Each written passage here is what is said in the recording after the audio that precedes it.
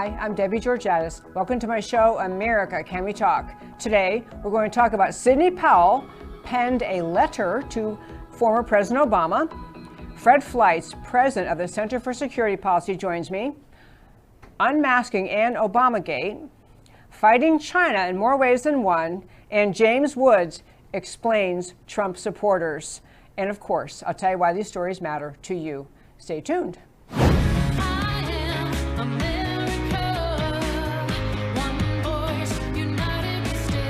Debbie Georgatos, host of America Can We Talk, is an author, attorney, and political analyst whose mission is to inspire the American political conversation about preserving liberty in the best country on earth.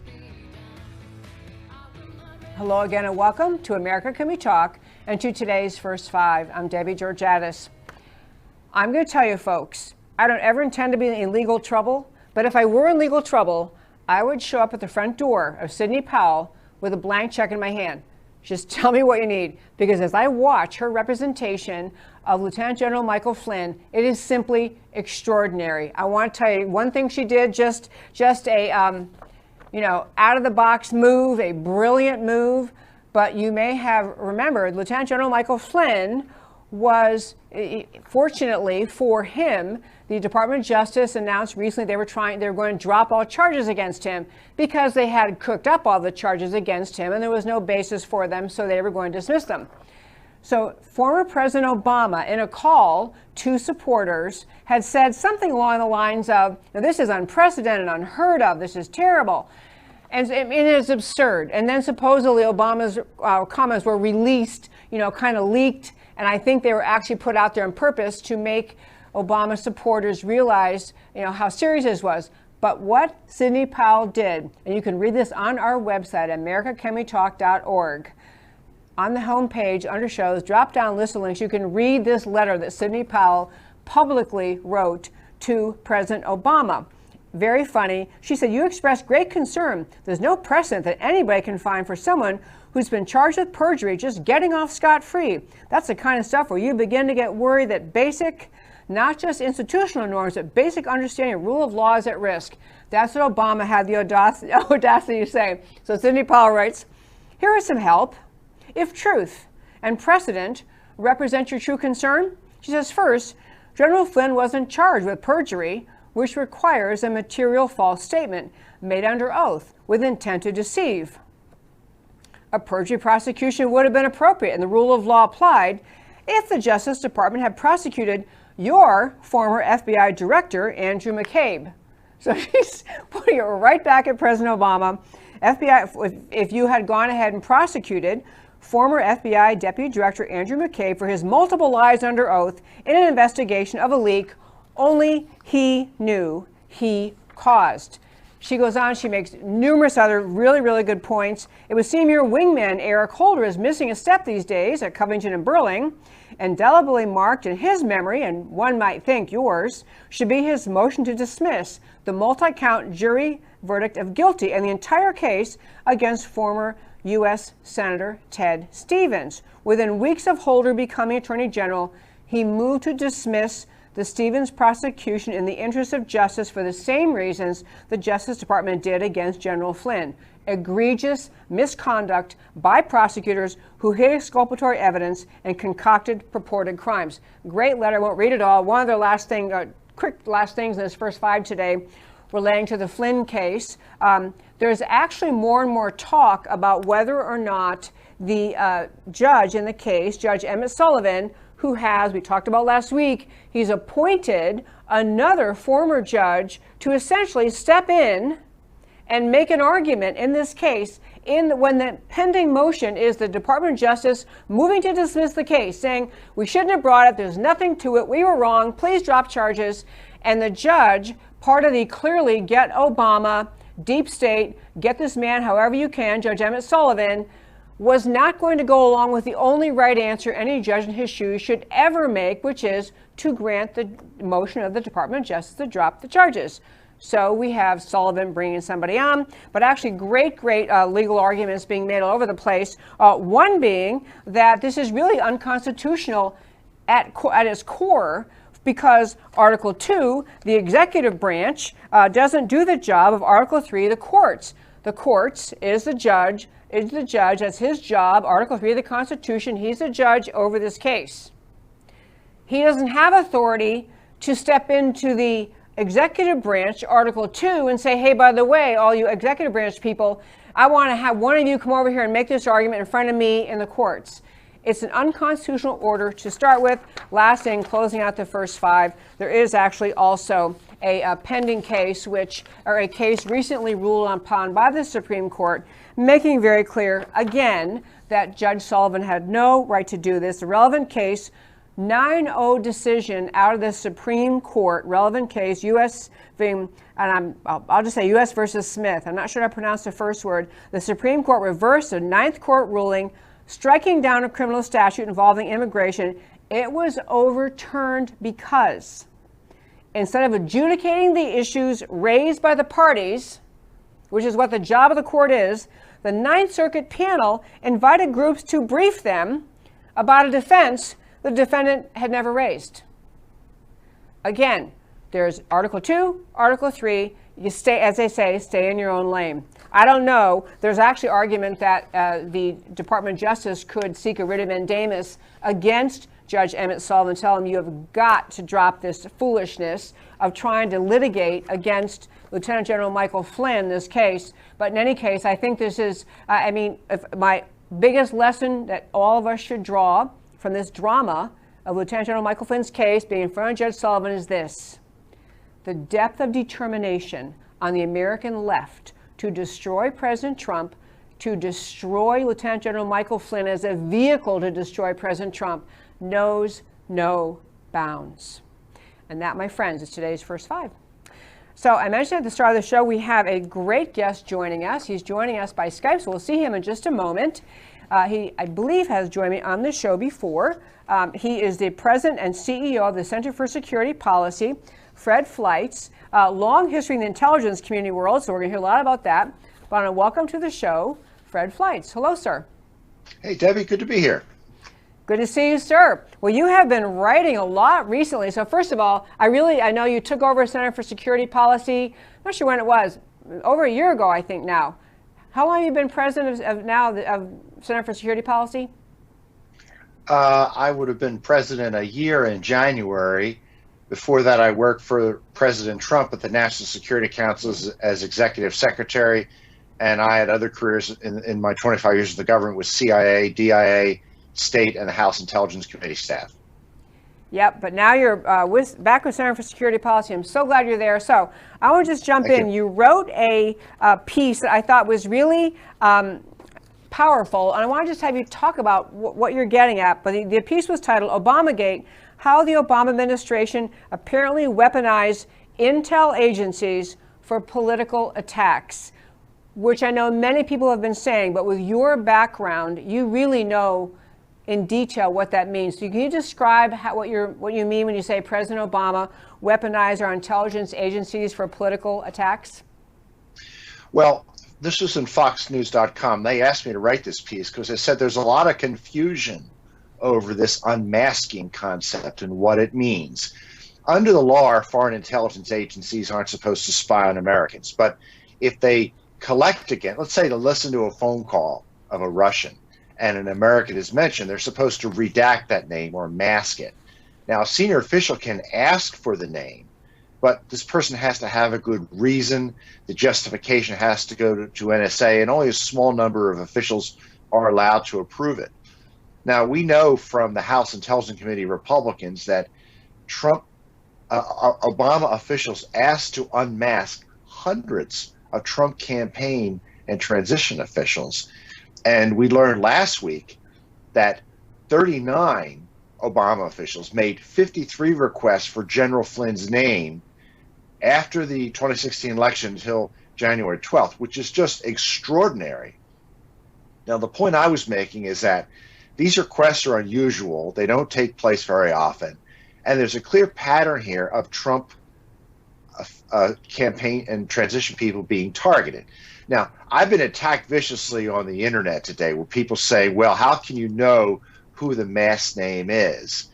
Unfortunately, Debbie, the system's pretty easy to beat. You can usually tell from the context of the intelligence report who they're referring to. Sometimes they'll be identifying information, like they may refer to the person as Person A, an official with a presidential campaign. That's the kind of thing that would be in the NSA report. And I think that, you know, it's illegal to spy with intelligence agencies without a warrant on Americans. But if you were to ask for intelligence, let's say against a particular Russian ambassador, then go through all the results and look for likely meetings with Trump officials, and then have those names unmasked and leak them to the press, you found a way to spy on your political opponents without a warrant.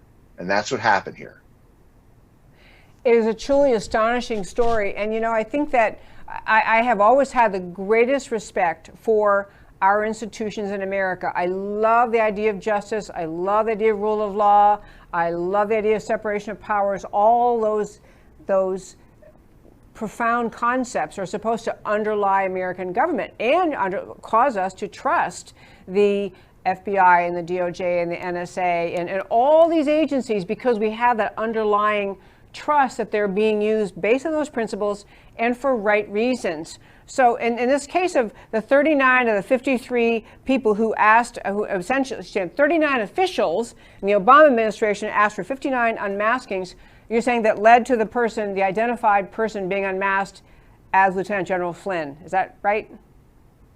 Well, this list that was released last week, and Rick Grinnell, the acting director of national intelligence, he was behind it being listed. They were a list of 39 people who asked for Flynn's name. Now, this is important because we know from Congressman Nunes, the top Republican of the House Intelligence Committee, that many, many other Trump aides were targeted for unmasking too. But these 53 requests were just for Flynn's name after the election until January 12th. And I mean, it's obvious that this was an effort to use our very capable foreign intelligence services by an outgoing administration to spy on officials of an incoming administration. It was just an appalling abuse of our national security agencies. You know, I will say that some people who are just, I mean, I am with you all the way. Some people who are skeptical would say, well, they just happen to get caught this time. This stuff probably goes on all the time. We just don't know about it. In your experience, is that the case? Is this kind of thing really happen all the time, and that unfortunately just this time Obama's team happened to get caught? Well, let me first raise a related point. The left is very worried about this. They're throwing up a lot of false arguments. They're saying, oh, well, you know, 8,000 to 9,000 unmasking requests go in a year. There's many more under Trump. There's legitimate reason to unmask. Counterterrorism, counter-narcotics. Trump has a much more aggressive foreign policy on Russia and Iran. Unmaskings are not inherently illegal. Now, they're also trying to say, well, the law wasn't broken here. Well, that's actually true. It wasn't illegal to do this. I think it was highly unethical. And when you say they got caught, I think that's the big point. And they got caught because Congressman Nunes beat the bushes and found the evidence of all these unmaskings. And let me put this in context. I was John Bolton's chief of staff at State. He asked for 10 names to be unmasked in 4 years. His boss, Deputy Secretary of State Armitage, asked for 100 in 4 years. Samantha Power, Obama's ambassador to the United Nations, asked for 260 unmaskings in the final year of the Obama administration. I can't imagine why the UN ambassador would need to know so many of these, and we know 7 of them were for Flynn's name after the election. So I think this stinks, Debbie. There's something wrong here. I could not agree more. You know, your numbers you said a moment ago, Samantha Power in a 1-year period asked for 260 unmaskings. And, you know, maybe this is, I have a vague memory of this, and I don't know whether you will know what I'm talking about, but wasn't there didn't it become obvious that in addition to all this unmasking requests, there was a change made toward the end of the Obama administration, which permitted names that were unmasked to be more widely spread among the intelligence agencies? Do you recall that?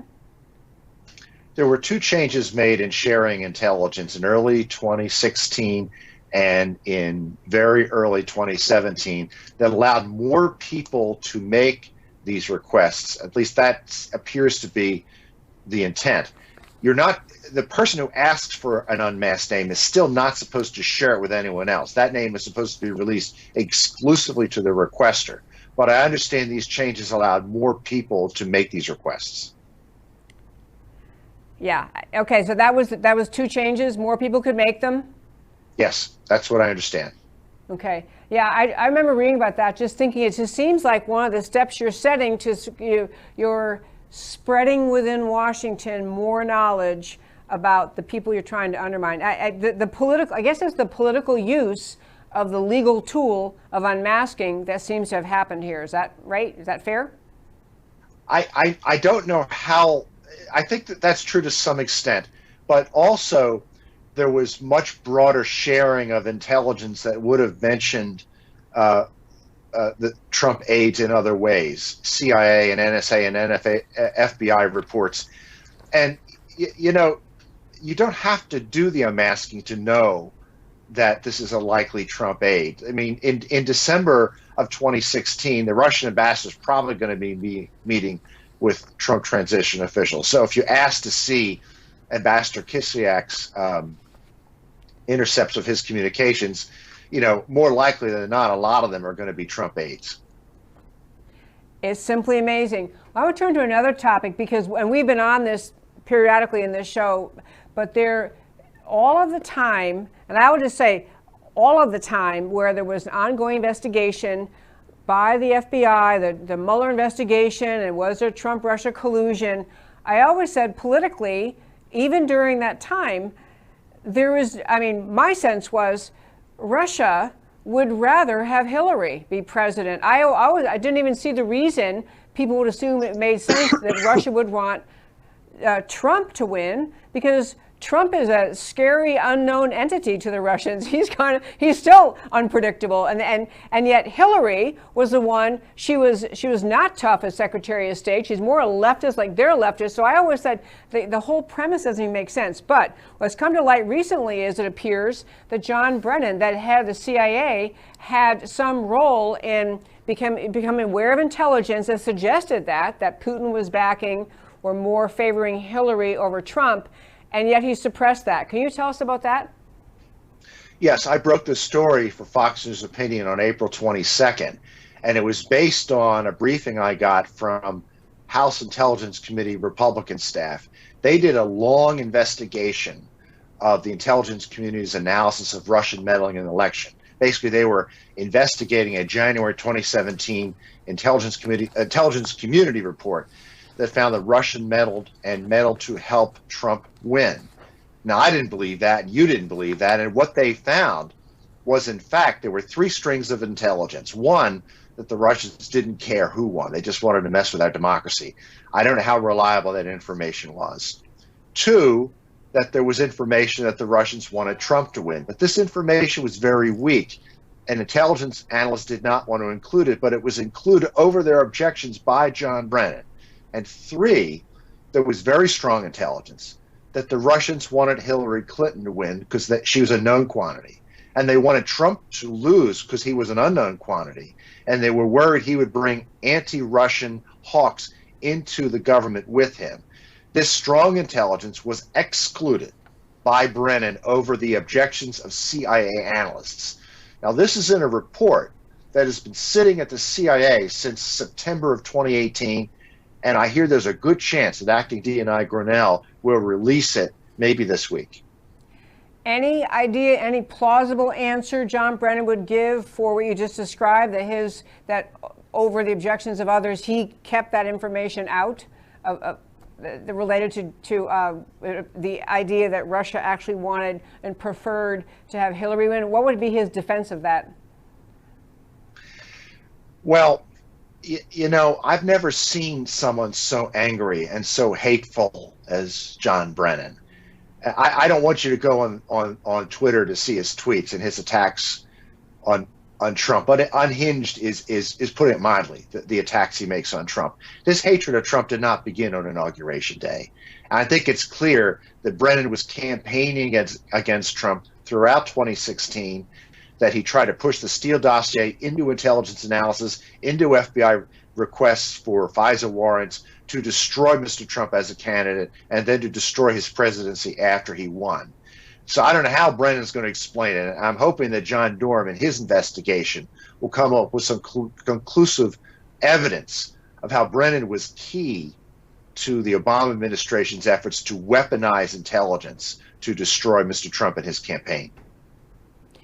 I could not agree more. And honest to goodness, I think it's just amazing to think the times we're living in, the very high level official, the head of the CIA, apparently politically, we'll wait till all the facts are out, but apparently politically operating, to many people's view, orchestrating all of this effort to vilify President Trump, undermine him. I mean, is there any parallel in American history you know of, or your involvement in the intelligence agencies, any parallel to this political maneuvering that seems to have occurred starting at the top of the CIA? Well, according to official Washington, the mainstream media, our intelligence agencies are non-political and don't meddle in intelligence. That isn't true. I'll say they're less political, but it's always been hard for them to stay out of politics. When I was working for the Reagan administration, intelligence officers worked against Reagan. When Clinton and Obama was president, they bent over backwards to promote his policies, to promote Obama's fraudulent nuclear deal with Iran. That's why we need strong leadership. The president has to put really good people on top of these agencies to keep the bureaucrats honest, to remind them to keep their politics out of their work. I think Dan Coats was a disaster as director of national intelligence because he did not do this. I think John Ratcliffe, as our new director of national intelligence, he's going to follow up on what Rick Grinnell started and try to flush politics out of our intelligence community. I most certainly hope so. It's just a scary thought, because really the era of Obama was, in our country, the most leftward leaning, or in my perception, leftward leaning we've ever gone. And the idea that when you serve as president, you do fill high level positions in all sorts of agencies. You fill them in justice, DOJ, state, a variety of agencies.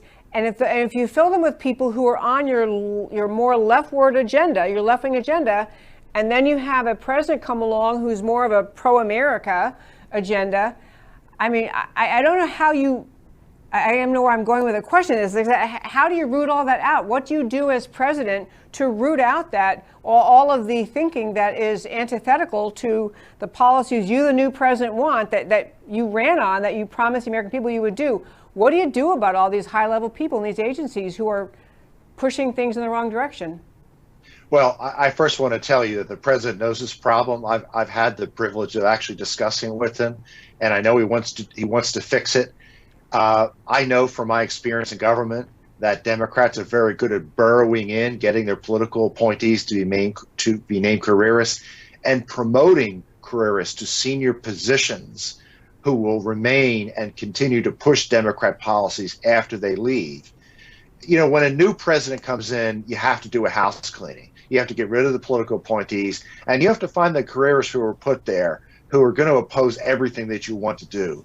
And look, I think Donald Trump has been a great president in most ways. In staffing, there's a lot that I think he should have done, but he realizes that, and he's moving very quickly to address the staffing problem. I think at the beginning he was given some bad advice by some people who maybe he shouldn't have listened to. Rex Tillerson at State, I think, was a disaster. So was H.R. McMaster of the National Security Council. But I think things are a lot better now, and I have very high hopes for the second term. I am so glad to hear that. I have that second term part, definitely I have very high hopes for that, the second term. And also, I've always thought it's interesting when you're President Trump, he didn't have a 20, 30, 40-year history in Washington, in the State Department, in the House or Senate. He didn't have all the deep tentacles of connections. And so he had some allies or people who were supporters he could bring in, but that was a big thing for him to overcome. no political background, elected in a monumental election, really a course-correcting election in America, course-correcting away from radical leftism back to the American playing field or on the American course. And that was probably an overwhelming task to think about when you get there. Who are all the people you have to try to replace, and where are they burrowed in, where are they hidden? So I give them a lot of leeway or something about the idea you don't even know where to start, and you got to get started doing your agenda. But I am thrilled to hear, as you've spoken with him, that President Trump is on to this issue very clearly and is going to try to take steps when he's reelected. That is excellent news. And he's moving on it now, but I think there will be big changes in the second term. Love hearing that. Fred Fleitz, thank you so much for taking time to join me today on America Can We Talk. Great to be here. Thanks, Debbie.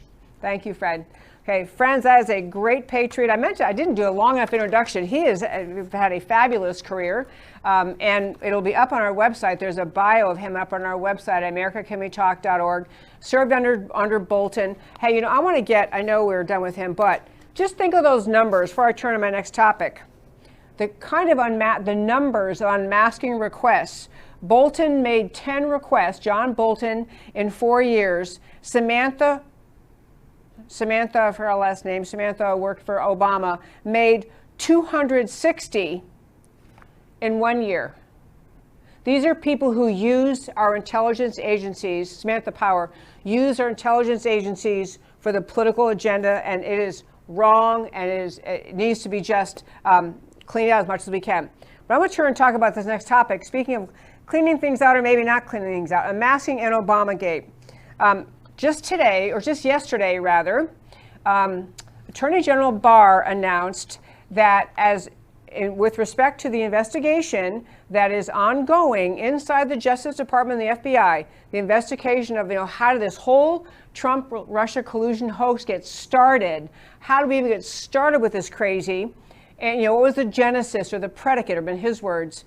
And so he has Special U.S. Attorney John Durham looking into it, Attorney General Barr overseeing, big investigation, big news out recently, of course, that President Obama was completely in part of all of it, very well aware before even the first time that the FBI interrogated Lieutenant General Michael Flynn.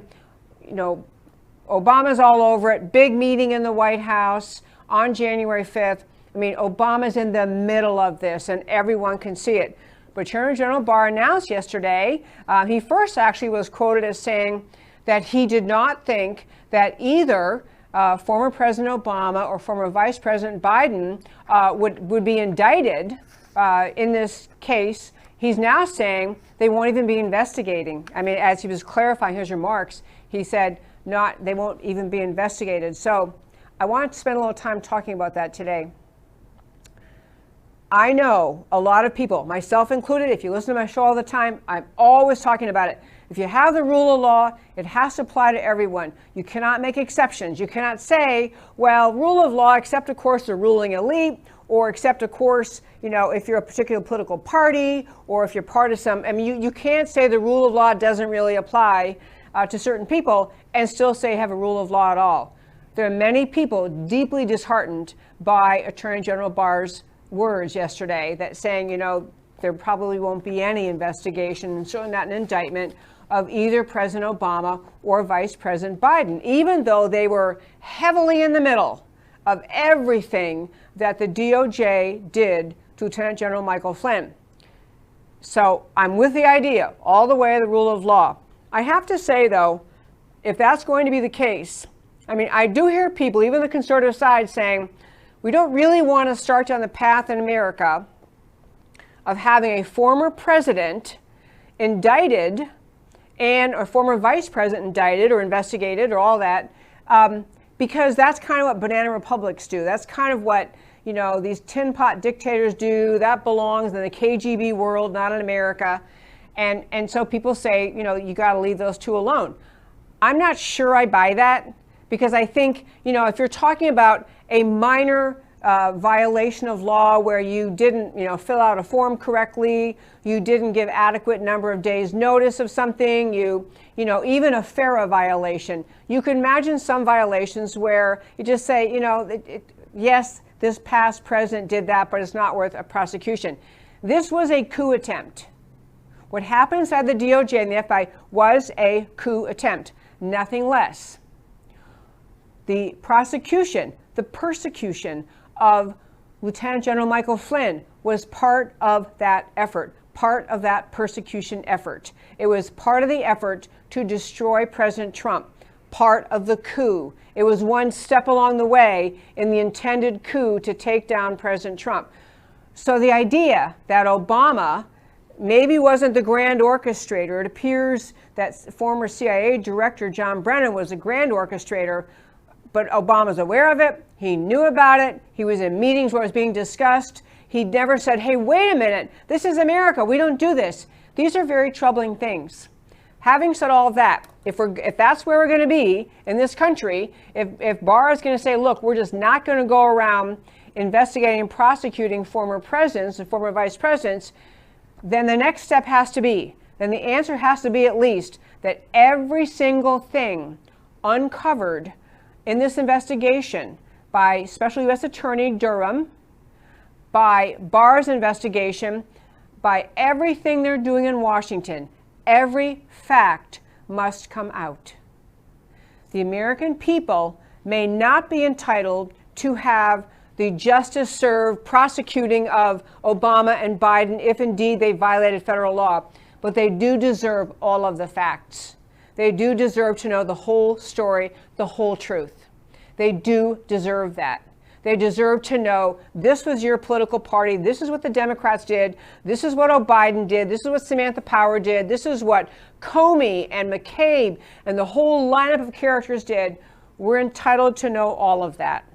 And I really hope, despite this concern that, we're not ever saying, Barr is saying we're not going to investigate and indict the former president or the former vice president, I hope we can find the will to say, okay, maybe not that, but every single thing has to come out.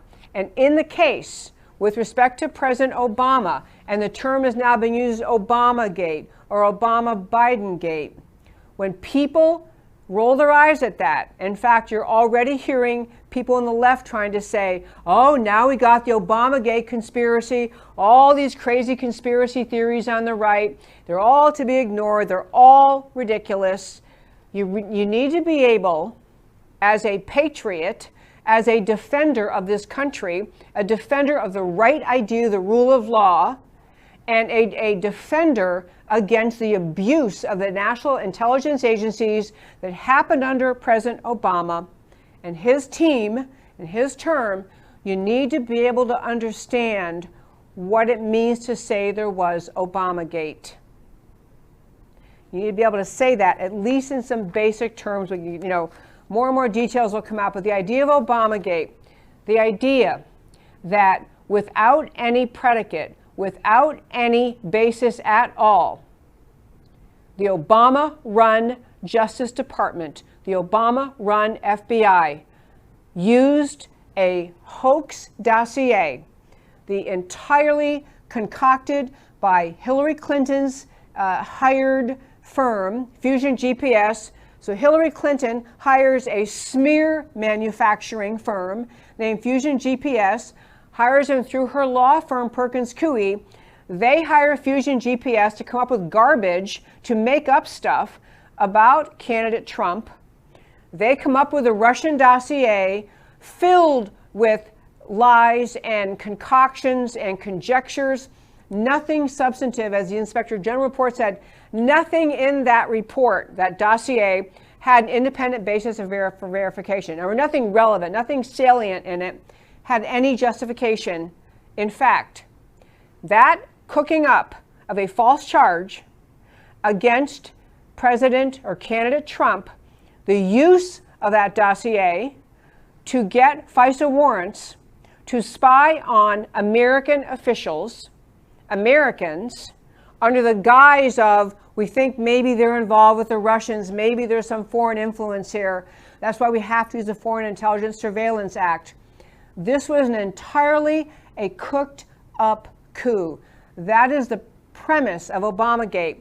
that what they did inside the FBI and the DOJ is nothing less than using lies they knew were lies to cook up first spying on Trump affiliates, Trump campaign affiliates, and then using that to cook up a 2.5-year, multi-million-dollar investigation by Bob Mueller and his team, when everybody involved, all these FBI agents, it was like 42 or 24, 42, whatever it was, FBI agents full-time digging into this. All of them are trained enough to see what the heck was happening. They can see it's a cooked up ruse, a coup, and yet they dragged the country through it for years with the goal of undermining President Trump's agenda to restore America, to bring America back off the brink of leftism and back on course for being a country rooted in liberty, a country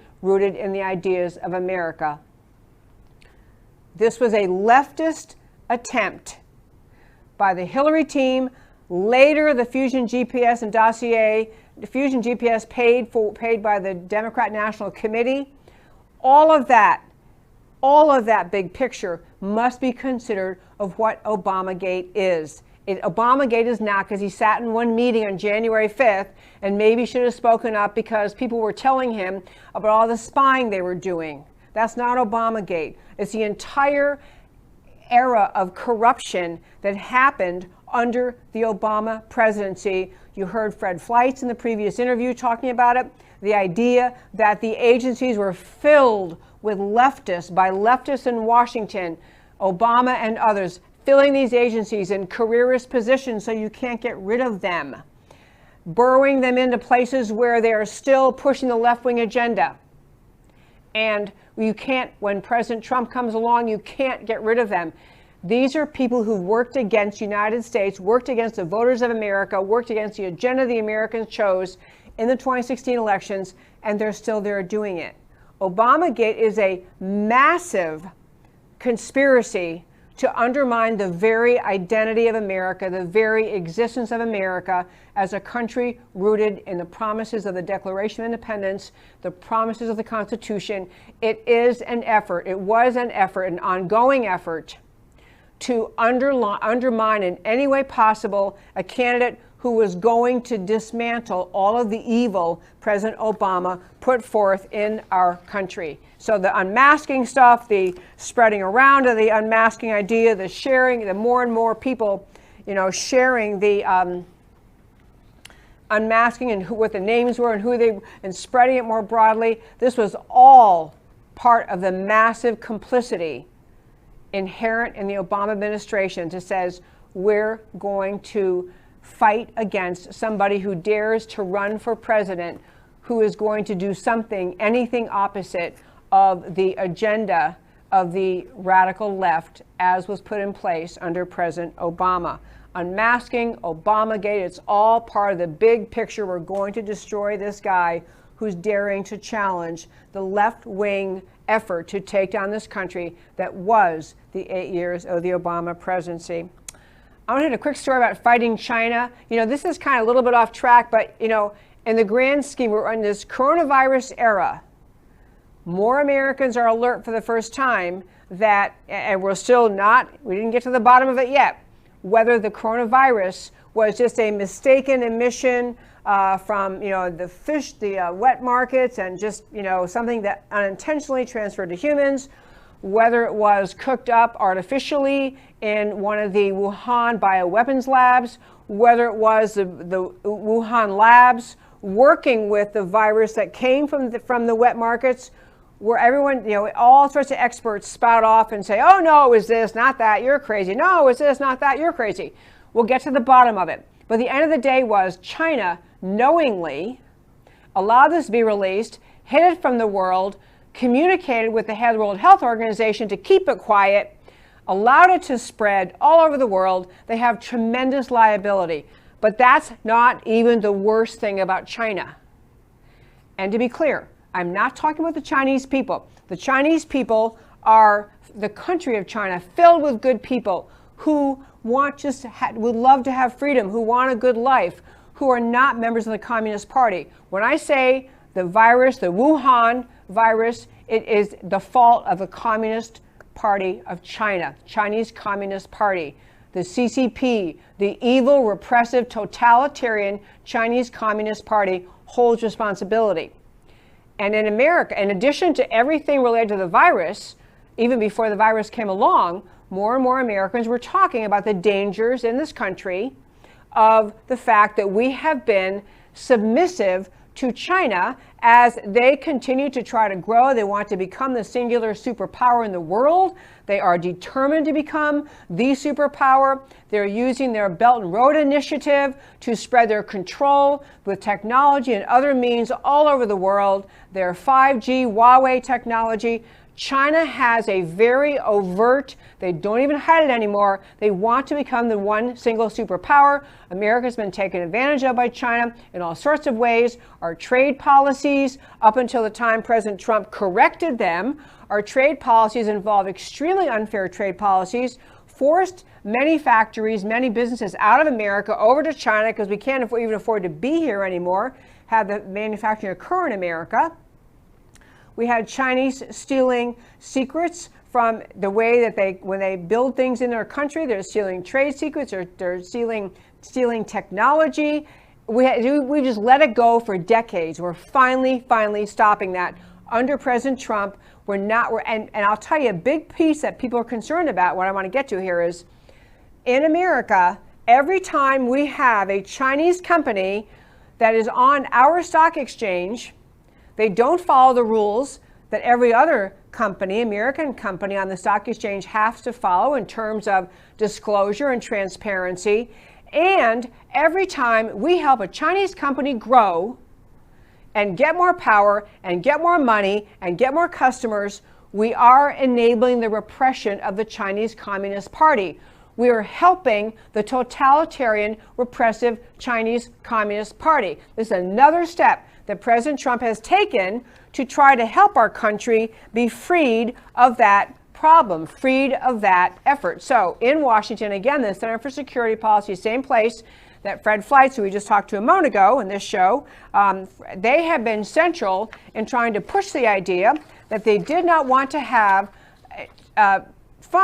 pension funds in America invested in Chinese companies. So we had an effort within China to push to have, and we have, sadly in America, American companies pushing the investment of our pensions, our public pensions of all sorts of kind of employees, pushing those pension funds to invest in Chinese companies, which is the same thing as sending a financial donation to the Chinese Communist Party. So Center for Security Policy and others banded together.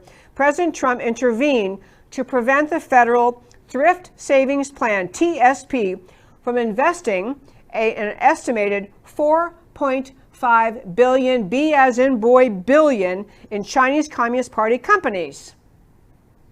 Trump went along with this and said, you know what, we're going to stop. We're not going to continue to invest that kind of money in companies that essentially you can, with China, you can say, well, those are just, they're not really government. They're not all government run, government owned. Yeah, they are.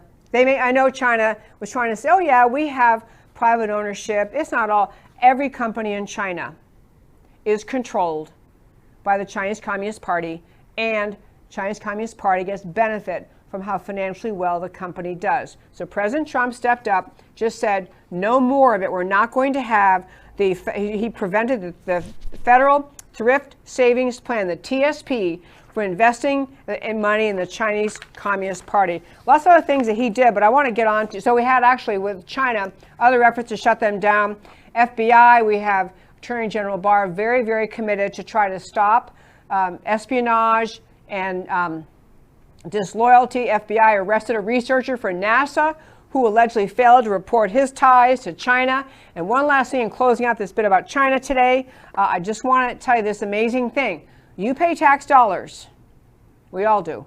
Tax dollars. And tax dollars, sadly, in Washington still go to fund public broadcasting stations. So PBS, public broadcasting, has received millions of dollars in federal funds, so PBS partnered with Chinese foreign agent to create a pro-Beijing film. Please think about that. A pro-Beijing. We're using our tax dollars so PBS can make a film touting the greatness of Beijing and China and communism. This is not okay. One last quick story before I wrap up for today. So James Woods, he's a very entertaining guy on Twitter. He just has fabulous tweets out. So James Wood had a tweet out. I wanted to share it with you. It's kind of comical, and also how President Trump responded to it. But the tweet I sent to Matt the Wonderful by James Woods, here it is. And so he's got a picture of Trump. He says, let's face it, Donald Trump is a rough individual. He is vain, insensitive, and raw. But he loves America more than any president in my lifetime. He is the last firewall between us and this cesspool called Washington. I'll take him any day over any of these bums. Trump 2020. And then Trump's response, Trump retweets it and responds, I think that is a great compliment. Thank you, James. To which James replies, and indeed it is intended as such, Mr. President. Rough men stay the course. Treachery, however, is the most dangerous enemy a leader can face. Even Caesar succumbed to it. Be wary, stay strong. God bless ObamaGate. And that, my friends, is my show for today for America Can We Talk. At the end of the show, I always turn and tell you why the stories we talked about today matter to you. So we started today in the story of Sidney Powell penning a letter to Obama. Please go read the whole letter. So good. Our website, americacanwetalk.org. You can read it on the homepage under show, drop-down list of links. Sidney Powell sends a letter. Posting on her website, Sidney Powell penned a complete dismantling of Barack Obama's ridiculous posturing about Michael Flynn committing perjury and getting off scot-free. This is the American spirit at its finest, exercising freedom of speech with seriousness, the forgotten private citizen's role of speaking truth to power, and she is winning, even if there are setbacks along the way. Powell's aggressive defense of Michael Flynn is saving the rule of law in America. Sidney Powell deserves a Presidential Medal of Freedom for what she has done. And on Unmasking and ObamaGate, the January 5th, 2017 meeting in the Oval Office and related unmaskings are receiving headlines. But ObamaGate is much bigger and covers a longer period of time. Americans must not allow ObamaGate perpetrators to escape accountability. Pressure on Attorney General Barr and Durham to deliver justice must be unrelenting. Even if our American tradition argues against criminal pursuit of Obama and Biden, what they did must be laid bare to the American people. Radical leftists must never again deceive their way into the presidency.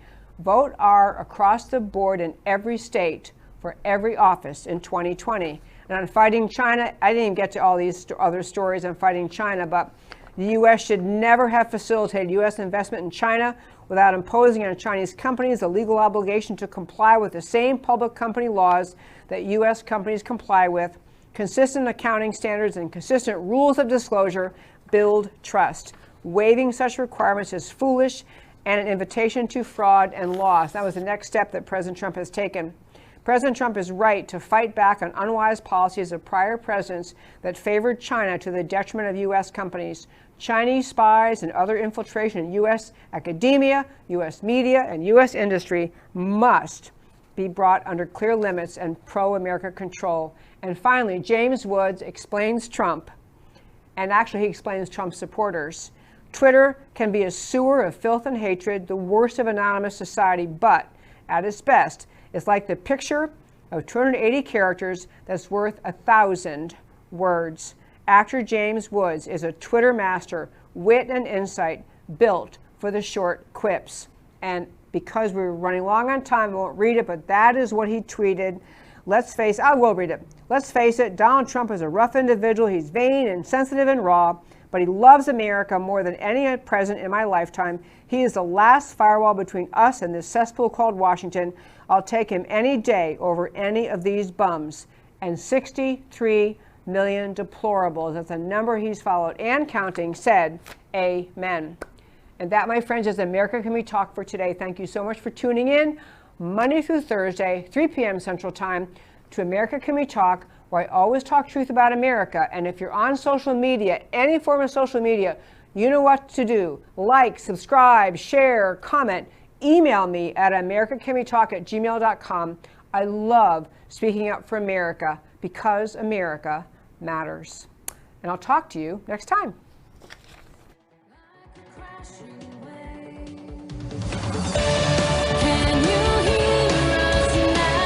America, Can We Talk? Truth about America. Can you